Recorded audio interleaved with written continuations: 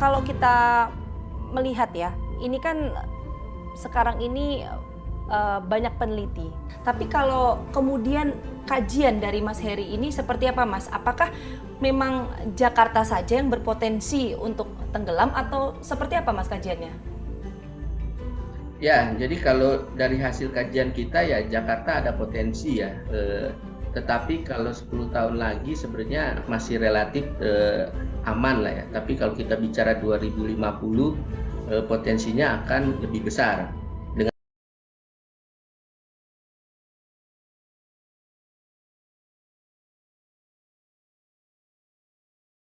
Mengkhawatirkan saat ini dibandingkan Jakarta ya. Kalau kita bicara Pekalongan, mungkin kalau Pekalongan 10 tahun lagi bisa benar-benar ya dalam tanda kutip tenggelam.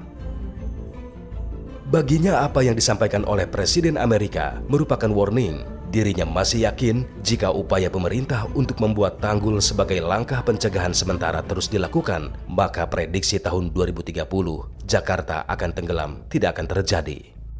Terakhir Mas Heri, apa yang kemudian Mas Heri bisa sampaikan kepada masyarakat, karena tentu masyarakat menantikan ya Mas ya informasi bahwa ini kan tentu meresahkan ya, karena ada informasi yang mengatakan bahwa 10 tahun lagi ini ada potensi Jakarta tenggelam dan lain sebagainya. Apa yang bisa Mas Heri sampaikan? Ya, kalau saya melihat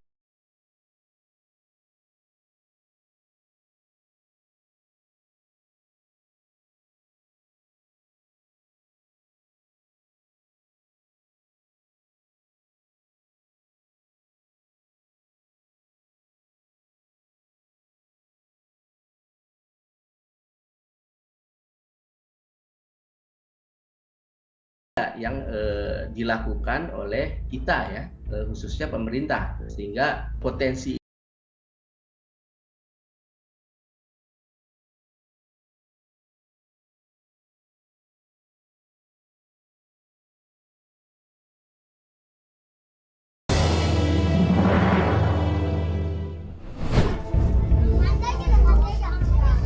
Pengambilan air tanah yang secara masif karena kurangnya pasokan air bersih bagi masyarakat, khususnya di wilayah pesisir Jakarta.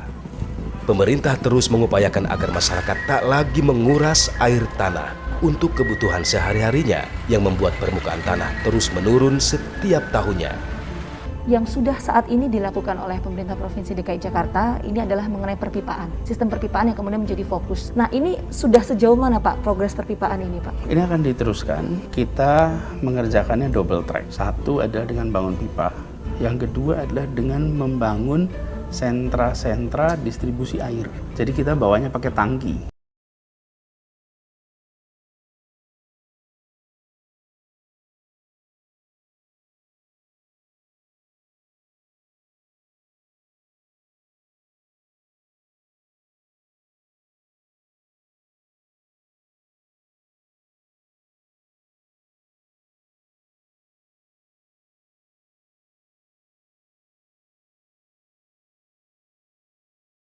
Proyeksi jika Jakarta yang juga ibu kota Republik Indonesia akan tenggelam pada tahun 2030.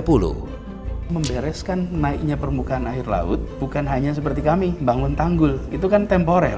Tapi climate change-nya harus kita beresin. Itu sebabnya kenapa Jakarta mendorong transportasi umum, membangun bis listrik, kemudian membangun jalur sepeda. Tujuannya untuk kita mengubah perilaku kita agar lebih ramah lingkungan.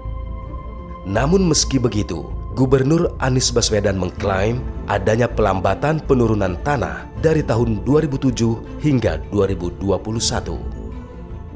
Berdasarkan hasil penelusuran kami, tim Fakta menemukan adanya penurunan permukaan tanah di berbagai wilayah, khususnya di wilayah DKI Jakarta dan juga sekitarnya. Pemprov DKI Jakarta mengatakan bahwa hal ini sebagai warning untuk masyarakat untuk berbenah agar ancaman Jakarta tenggelam 2030 tidak menjadi kenyataan. Saksikan terus Fakta setiap hari Senin pukul 8 malam hanya di TV One.